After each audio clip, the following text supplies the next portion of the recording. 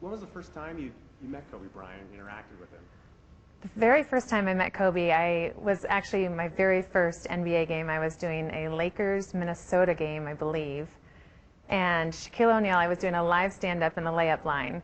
And Shaquille O'Neal accidentally bumped into me, and literally my nose hit the camera lens during my live stand-up. And Kobe came up and made sure I was okay. That was my first interaction with Kobe Bryant. And how did your relationship with Kobe develop over the years?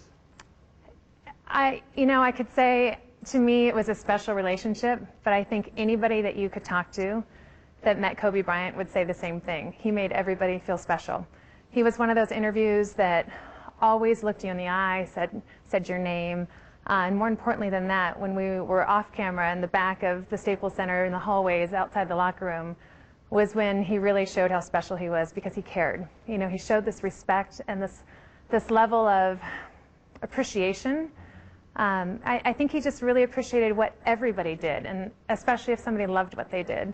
And so he made everybody he interacted with feel special. And especially for me, I'll never forget the conversations, like I said, in the hallways at Staples Center, where he'd check in on Allie and Will and see how my family was doing. And Allie and Gianna are the same age, and both kind of going on the same path athletically in terms of playing the similar types of basketball tournaments. So he would always check in and ask how Allie and Will were doing, and give shoes for me to give to the kids. And he just had an innate knack for making people feel special.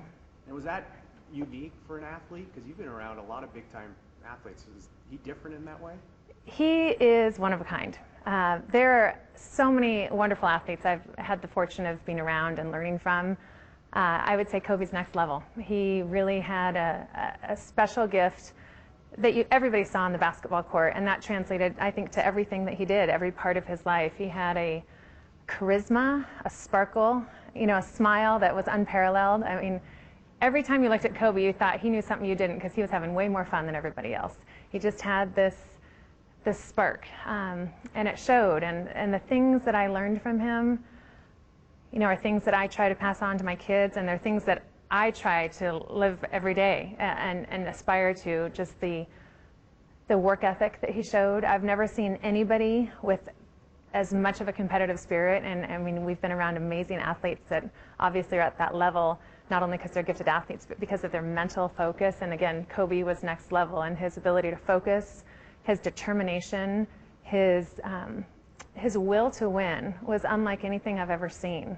And what I love the most about it is, it was special, and he was with teammates that were special too, but that didn't have that exact same will. And instead of getting frustrated with them, he was always nurturing them and teaching them and demanding a lot of them, but really taking the time to teach them how to compete and how to win and what they needed to do for themselves and for their team.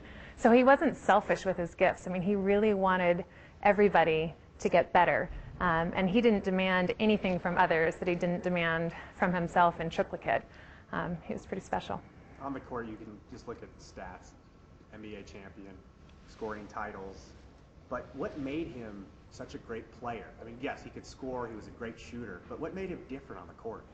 Well, gosh, to me, and again, there's so many people that could answer this so much better than I could, but I felt from what I saw, of course he was a gifted athlete, and of course his work ethic was unparalleled, and those are the things that get you to that level. But what gets you to that next level, Hubie Brown used to always say to me, there are a ton of players in the NBA that are really gifted athletes, but there are very few that want the last shot, which is shocking to hear.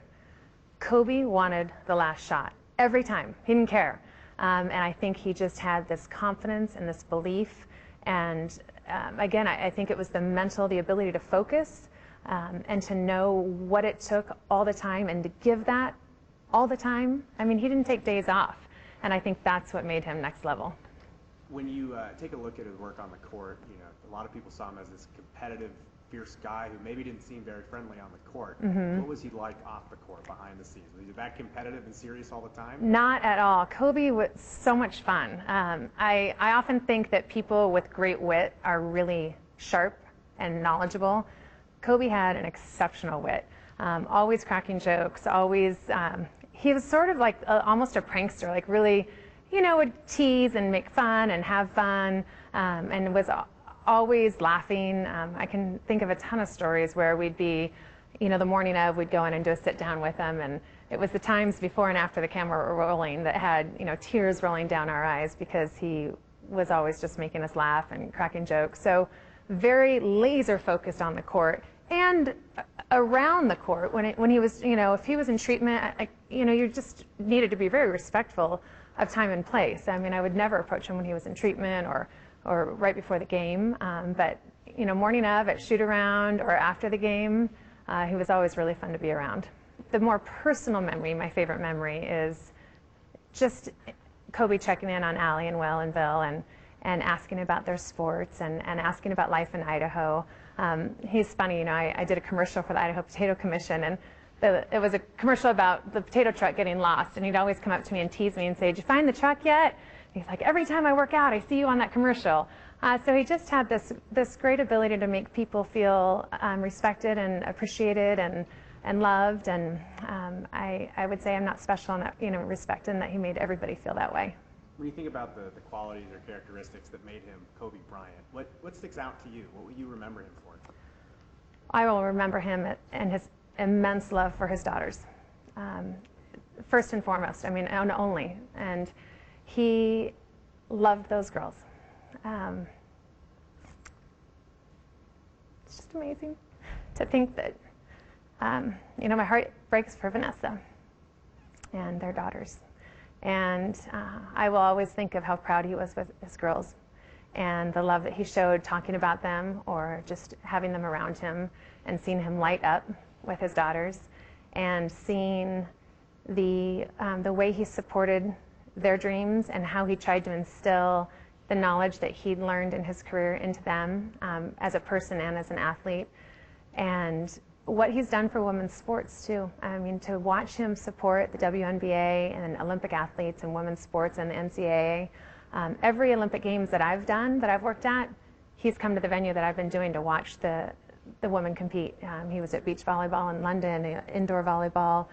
He's just a huge fan of women's sports, and shows tremendous respect for any athlete that's excelling at their job. But what really stands out is the love he had for his girls. I think over the last 24 hours, we've heard a lot of stories like that. It wasn't just for show that he was a family man. At his heart, he was a family guy. He loved his wife and his children. He loved being a dad. Yeah, absolutely. Kobe loved to tell stories about his girls and just laugh. And every time, like I said, every time that they were around, he's got that sparkle, but it was magnified 10 times when his girls were around. If they were running down the hallways at Staples or sitting courtside with them, you could just tell that love was pretty huge. I think a lot of sports fans over the last 24 hours have tried to describe to non-sports fans, what his lasting legacy is, why he was so important. To non-sports fans, how would you explain what he meant to the sport and what his lasting legacy is? Boy, that's tough.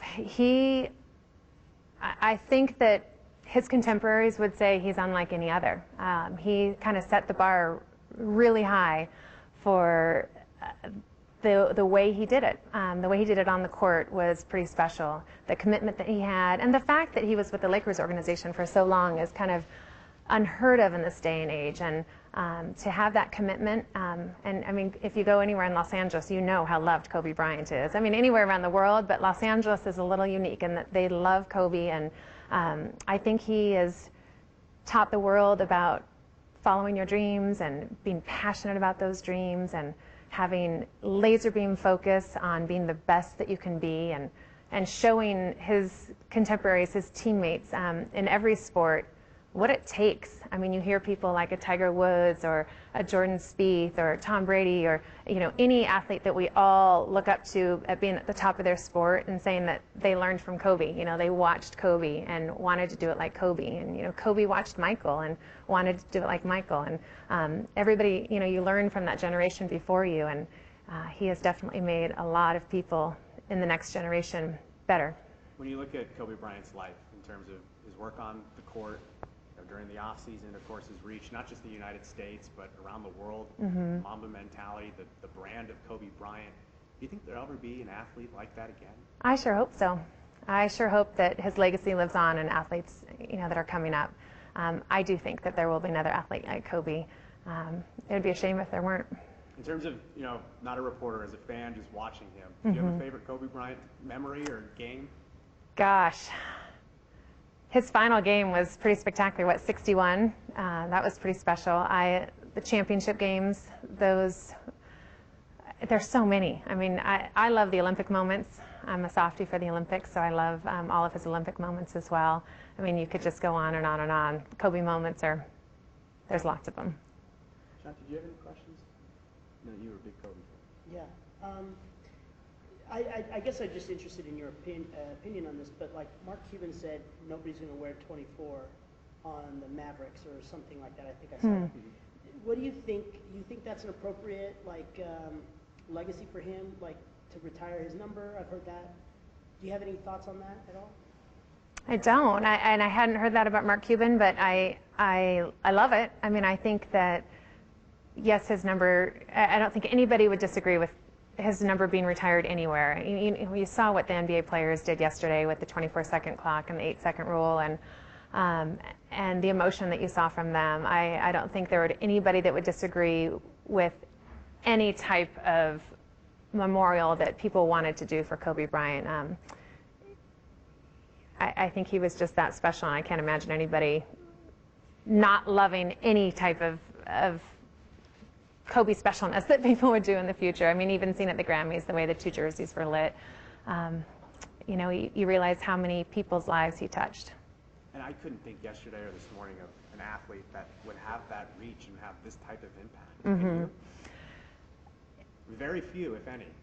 I think the worldwide impact that Kobe has is unique. I think a lot of it has to do with his Italian roots and his father and his respect for the game worldwide. And also, I think David Stern and Adam Silver have done a large part of exposing the NBA to the world, unlike other professional sports here domestically. So I would agree that Mamba, that Kobe, that 8, that 24 are kind of worldwide icons, unlike any other athlete that I can think of.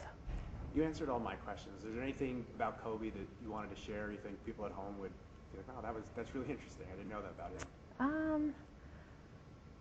Not, I continue to think about him as a father and a family man, and I think that people have been made very aware of how important that was to him, and I just think that you can't stress enough how much his 4 girls meant to him, and it's hard to add any more to that without breaking down, because that is, I think, what he will be remembered so much on the basketball court, but people should also remember him and the love that he had for his girls and his family, and how important that was to him, and how important carrying on his legacy was to them in terms of learning to be a good person and love what you do and to live your life to the fullest. And I think that's really what he was trying to pass on to his girls.